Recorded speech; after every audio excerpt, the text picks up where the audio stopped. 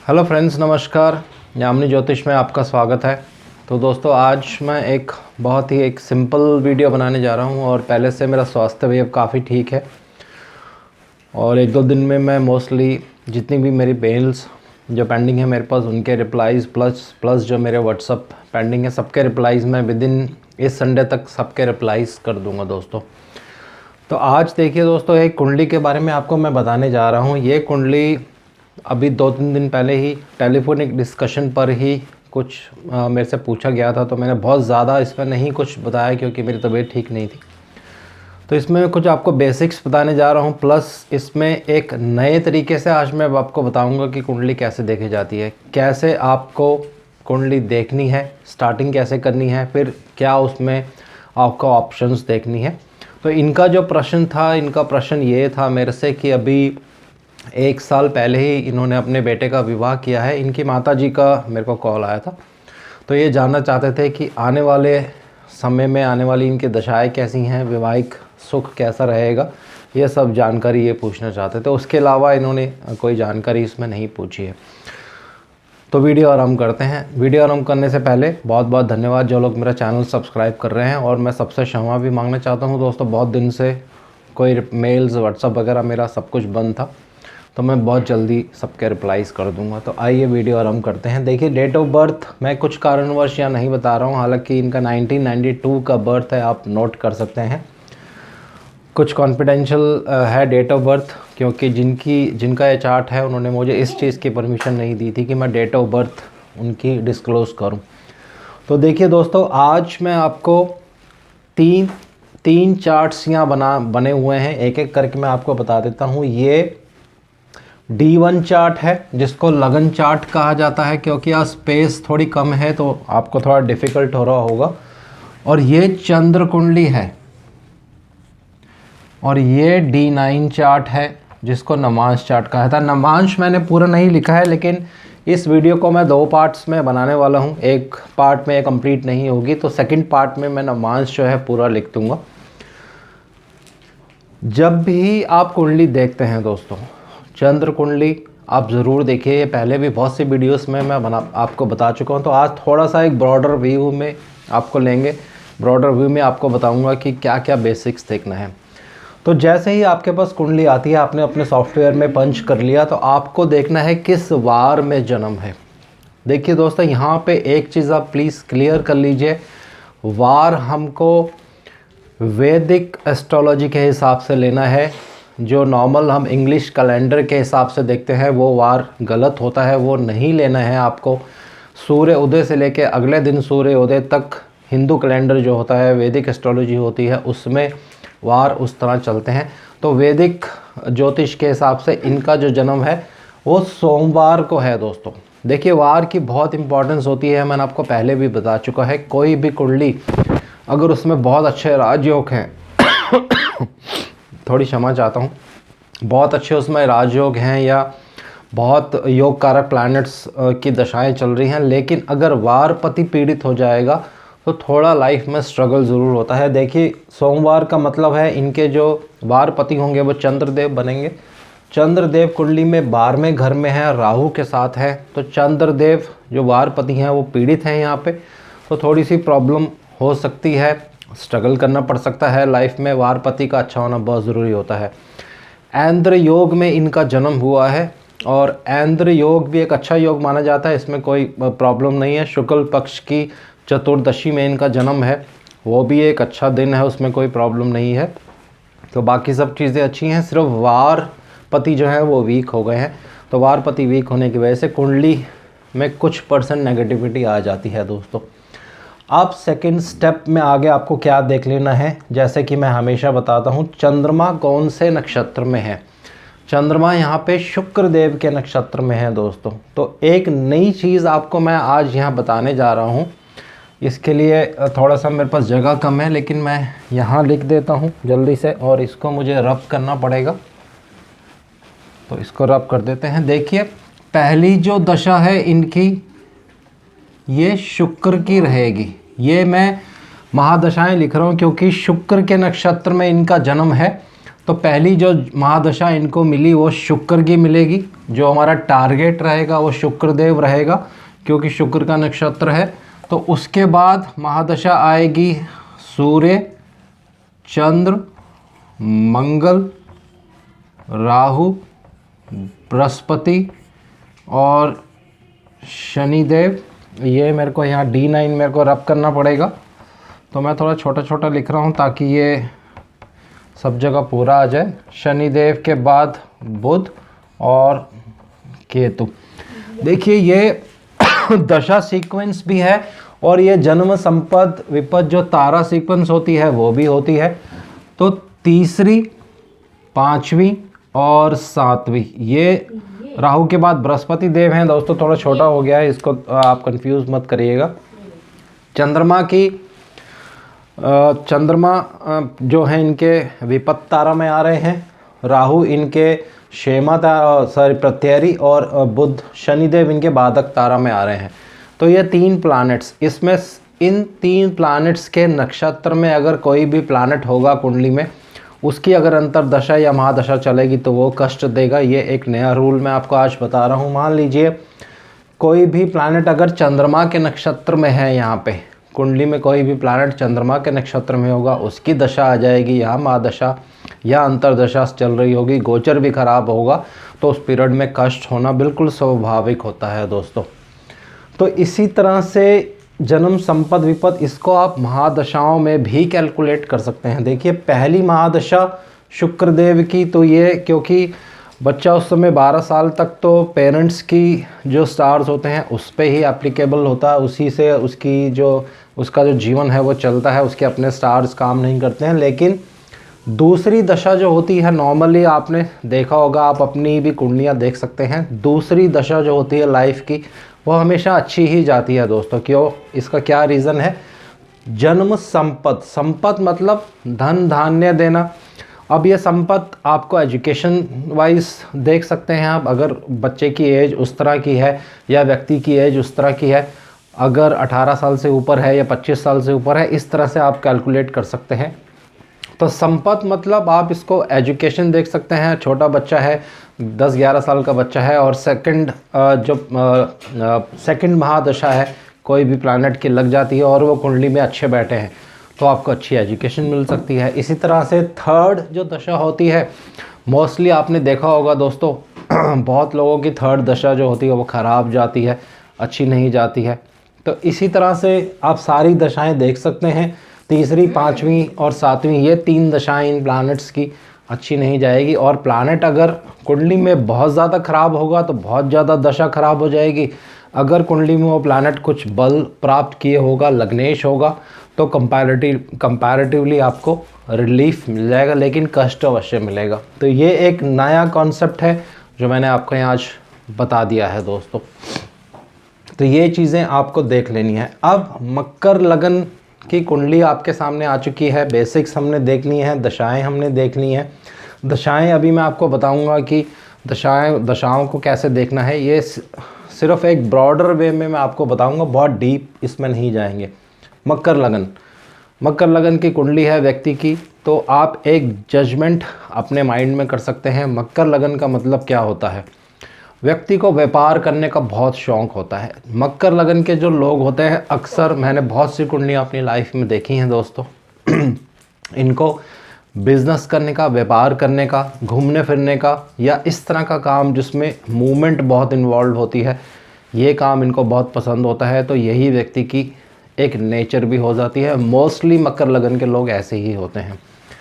लगन में शनिदेव बैठे हैं दोस्तों। जब भी मकर लगन होगा और लगन में शनिदेव होंगे, व्यक्ति करोड़ों की बातें करेगा लेकिन उसको वो सक्सेसफुल नहीं कर पाता है। लेकिन उसकी जो बात करने की जो टोन होगी या बात करने का जो ढंग होगा वो लाखों करोड़ों से कम नहीं होगा। उसके जो सपने होंगे लाखों करोड़ों से कम नहीं होंगे। बड़ी गाड़ी लेने का उसका एक सपना होगा, लेकिन उसको वो कितना एकम्प्लिश कर पाता है ये डिपेंड करता है प्लैनेट्स के ऊपर। तो ये एक बेसिक कैलकुलेशन मैं आपको बता रहा हूँ। लाभ को लेकर यानी गेन्स को लेकर इनको बहुत जीवन में स्ट्रगल करना पड़ेगा। इनफैक्ट जितने भी मकर लगन के लोग होते हैं उनको लाभ को लेकर बहुत स्ट्रगल करना पड़ता है। अगर प्लैनेट्स की पोजीशन बहुत ज़्यादा अच्छी होगी कुंडली में तो इतना ज़्यादा स्ट्रगल नहीं होगा, लेकिन अगर प्लैनेट्स की पोजीशन ख़राब होगी तो आपको जीवन में धन कमाने के लिए बहुत स्ट्रगल करना पड़ सकता है, बहुत मेहनत करनी पड़ सकती है। तो ये आप देख सकते हैं कुंडली से। अब और आपको क्या देखना है कुंडली में, एक दूसरे ढंग से देखते हैं। देखिए, जैसे ही कुंडली आपके पास आ गई, ये चीज़ें मैंने आपको बता दी, ये आपने देख लिया। आप जन्म समय में व्यक्ति को क्या दशा मिली है सब वो देखिए, वहाँ से आप स्टार्ट करिए देखना। आज मैं दूसरे ढंग से आपको बता रहा हूँ। तो जन्म समय में इनको शुक्र देव की दशा मिली जो 2010 तक चलती रही। तो 1992 में इनका जन्म हुआ, तो लगभग 18 साल, जीवन के जो पहले 18 साल है वो शुक्र की दशा इनको मिली। तो देखिए, अब आपको क्या एनालाइज करना है, शुक्र देव को कुंडली में देखना है। शुक्र देव कुंडली में कहाँ प्लेस्ड हैं, किसके नक्षत्र में है, क्या वो रिज़ल्ट दे सकते हैं दोस्तों। तो आइए देखते हैं। पहले 18 साल शुक्र की दशा, शुक्र देव कुंडली में 7th हाउस में ही बैठे हैं। 7th हाउस में शुक्र देव को एक एवरेज प्लैनेट माना जाता है। ना ये अच्छा रिजल्ट देते हैं, ना ये ख़राब रिजल्ट देते हैं, लेकिन बहुत सी बुक्स में या बहुत सी यूट्यूब वीडियोस में आपको यह सुनने को मिलेगा कि 7th हाउस में शुक्र देव जो हैं खराबी कर देते हैं, क्योंकि इस हाउस के वो कारक होते हैं। लेकिन अभी इस पर हम बात नहीं कर रहे हैं, हमारा जो कॉन्सेप्ट है वो ये नहीं है। शुक्र देव इनको एजुकेशन देंगे दोस्तों, क्योंकि जीवन का पहला जो पड़ाव है 18 साल तक व्यक्ति क्या करेगा, 10, 11, 12 साल तक तो उसकी बेसिक एजुकेशन ही स्टार्ट चलती रहती है, लेकिन 12th क्रॉस करने के बाद एक बेस जो आपका बनता है वो शुक्रदेव बनाने वाले हैं यहाँ पे। तो आइए थोड़ा एजुकेशन की बात करते हैं। शनिदेव का शुक्रदेव पर प्रभाव है, मंगल देव का भी शुक्रदेव पर प्रभाव है, और शुक्रदेव आई थिंक कुंडली में शनिदेव के ही नक्षत्र में है। ये एग्जैक्टली मैंने लिखा नहीं है क्योंकि जगह नहीं थी, ये नेक्स्ट बारी में आपको मैं बता दूंगा। तो जब भी दो टेक्निकल प्लैनेट्स, शनिदेव को भी एक टेक्निकल प्लैनेट कहा जाता है दोस्तों, मंगल देव को भी एक टेक्निकल प्लैनेट कहा जाता है, और दोनों ही प्लैनेट्स जिस प्लैनेट की महादशा चल रही है उस पर दृष्टि डाल रहे हैं, तो कहीं ना कहीं व्यक्ति का जो झुकाव होगा वो टेक्निकल फील्ड की तरफ होने वाला है दोस्तों। और देखिए साथ में यहाँ बुध देव भी बैठे हैं। बुध देव का मतलब क्या हुआ, बुध देव ड्राइंग को इंडिकेट करते हैं, पेपर वर्क को इंडिकेट करते हैं। तो टेक्निकल प्लस कुछ ड्राइंग, इन सब चीज़ों की तरफ व्यक्ति का झुकाव हो सकता है। कोई प्रोजेक्ट्स बनाने का काम वो कर सकते हैं। आर्किटेक्ट, तो आर्किटेक्ट की लाइन तो नहीं चूज़ करेंगे, लेकिन टेक्निकल लाइन इनके लिए बेस्ट रहेगी। तो इन्होंने सिविल में बीटेक किया हुआ है, जैसे उनकी मदर ने मेरे को बताया था। तो रफली आपने आइडिया लगा लिया। यहाँ पे 18 साल तक शुक्र की दशा रही, उसके बाद जीवन में दशा स्टार्ट होती है सूर्य देव की। अब सूर्य देव को आप कुंडली में एनालाइज करिए, छठे घर में सूर्य देव केतु के साथ है।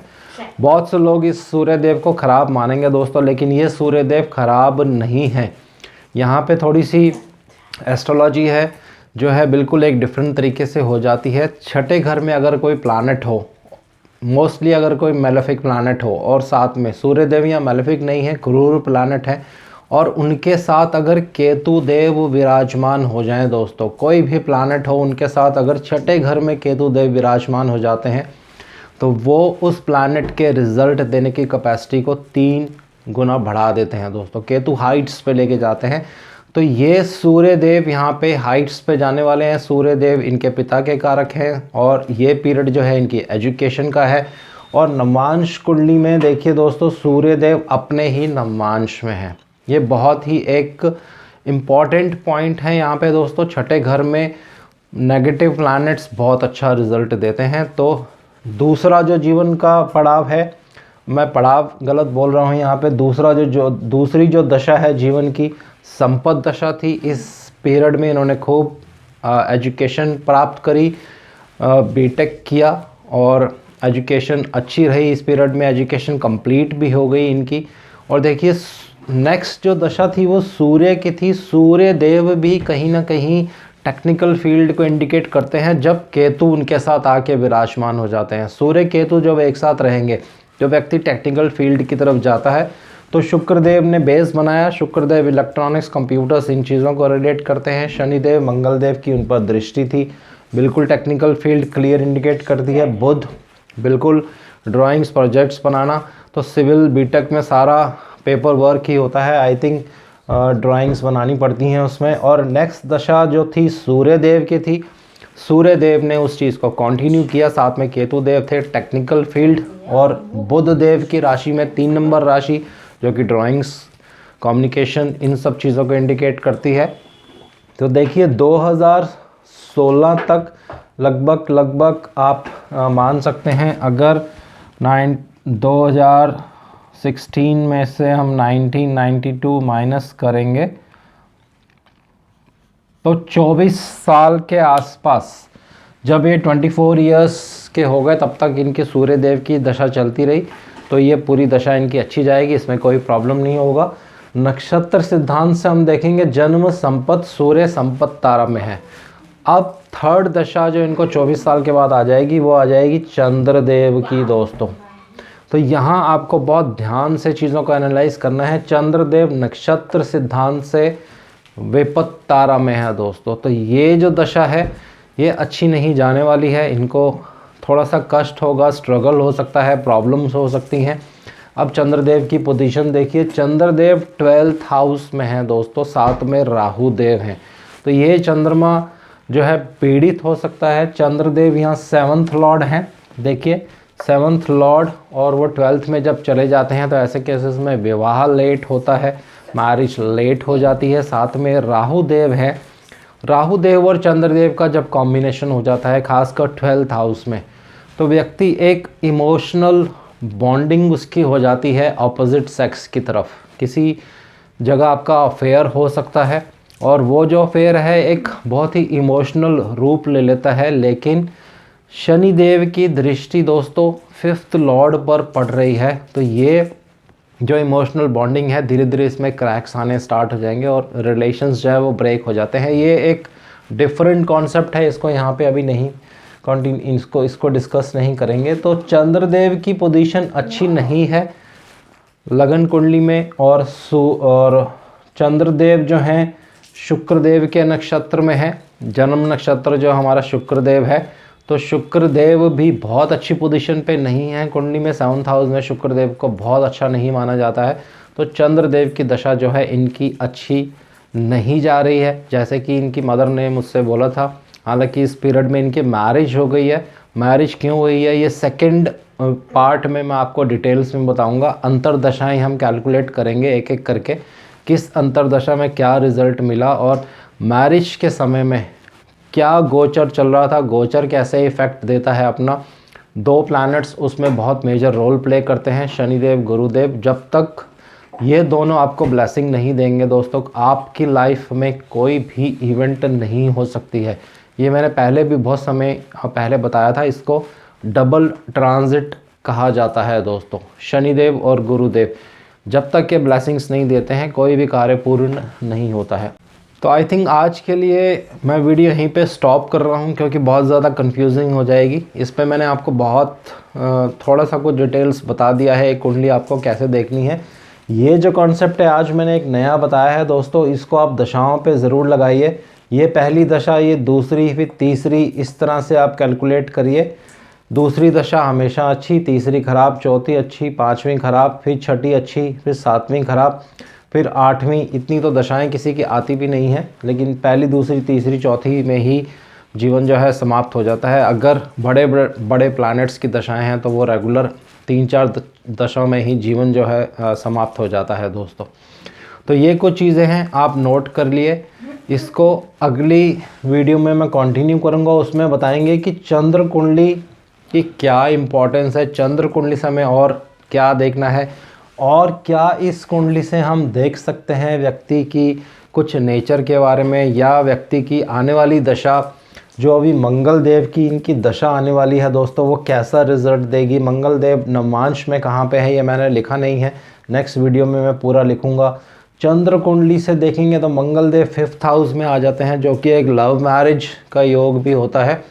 तो बहुत सी चीज़ें हैं इसमें। विवाह डिले किया हुआ है 27 साल और 27+ में इनका विवाह हुआ है, जैसे कि इनकी मदर ने मेरे को बताया है। तो उसके डिले होने के क्या रीज़न्स थे, ये दोनों कुंडलियाँ हम टैली करेंगे। इनफैक्ट इसमें नवांश भी मैं आपको टैली करके बताऊंगा कि कैसे आपको देखना है कि विवाह जल्दी हो सकता है, विवाह देर से होगा। एक रेट्रोग्रेड प्लैनेट जब 7th हाउस पर दृष्टि डालता है, ये पहले भी मैंने आपको बताया था, तो विवाह में ये देरी अवश्य करते हैं दोस्तों। तो इसको सेकंड वीडियो में मैं कंटिन्यू करूँगा, कुछ और इसमें आपको नए कॉन्सेप्ट्स साथ में ऐड करके। तो आज के लिए इतना ही। शनिदेव से मैं आग्रह करता हूँ सबके घर में सुख और शांति बनाए रखें। जय शनिदेव।